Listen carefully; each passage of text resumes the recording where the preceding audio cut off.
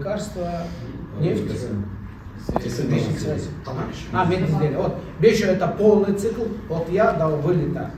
А остальное все только при входе. Здесь импортеры, здесь производители. А внутреннюю процедуру отслеживаю вот эта вот бумажка. Простое, удобное.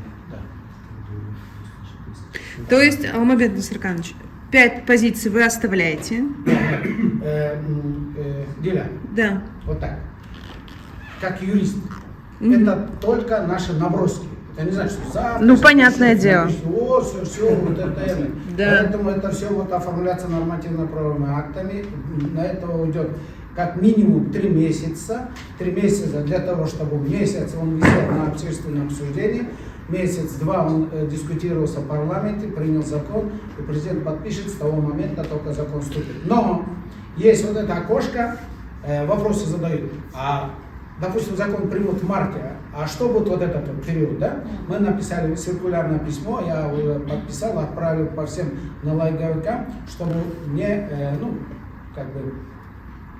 администрировать. Вы проект нас знаете, поэтому, когда мы закон примем, дадим обратную силу до 1 января, таким образом мы вот эту вот правовую часть закроем, да? То есть сейчас людям не надо заполнять ТТН? Единая декларация. Нет, сейчас еще не. Вот, я сейчас про это спрашиваю. По ТТН. Вот она спрашивает, на сегодняшний день надо или нет? Мы по закону постановление приняли. Надо, но мы же не можем вот просто взять и сказать, вот с сегодняшнего дня вы не заполняете. Пока есть чисто по закону, они обязаны жить по старым правилам. Вот как Байкешкин объяснили, как только закон вступит в силу, это мы предполагаем 2 месяца минимум, потому что месяц он должен, черт возьми, висеть на общественном обсуждении. Я понимаю. Вот Ну, теперь четко ответьте. 5, вот сейчас на обсуждении вариант, что 5 позиций товаров остается СНТ. Импортеры и производители. Да, Производители а все. Есть ли какой-то у них финансовый порог, который считаются крупными? Нет. Все производители, любой производитель, такой... начиная от туалетной бумаги, там и заканчивая тортами, да? Нет. Как? Объясните.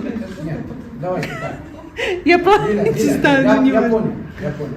Смотрите, почему слово крупное вышло? Потому что это импортер, он же не будет. Один любому. А производитель есть крупный, а есть мелкий? Нет. Производитель он же не один стакан вывозит. Это уже не правильно производство, если он только один выносит. А если импортер привез 1 стакан или 1 туалетную бумагу, тоже абсурд какой-то. Поэтому я прошу дилеров обязательно, вот, чтобы... Вот я поэтому и уточняю. Да. Импорт и производство. Кто поймет, тот поймет. Это крупный бизнес. Все спрашивают у нас. Мы хотим тоже на это знать. Вот импортеры все, абсолютно без исключения. Да, все импортеры и все производители на своем этапе оформляют ТТН.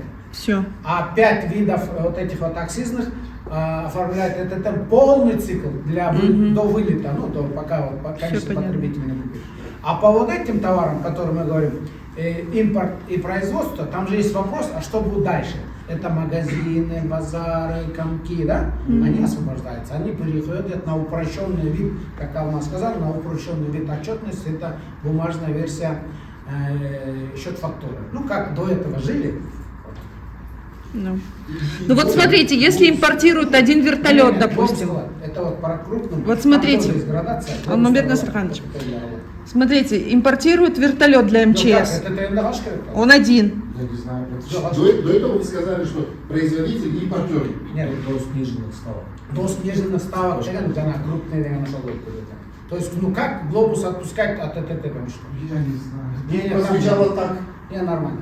Ну я вот тоже так поняла. Нет.